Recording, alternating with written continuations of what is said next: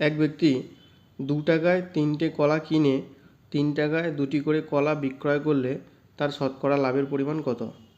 এখন যেহেতু সে 2 টাকায় 3টে কলা কিনেছে, তার কস্ট প্রাইস অফ একটি কলা হচ্ছে 2/3 টাকা, আর সেলিং প্রাইস অফ 1 হচ্ছে 3/2। এখন আমরা SP/CP যদি করি তাহলে আসছে 3/2 ইন্টু 3/2 9/4। তাহলে এখানে লাভ হচ্ছে কত টাকা? 5 টাকা। এই 5 টাকা লাভ সিপির উপরে হচ্ছে, তার মানে 4 টাকার উপরে হচ্ছে। তাহলে 100 টাকার উপরে কত হচ্ছে?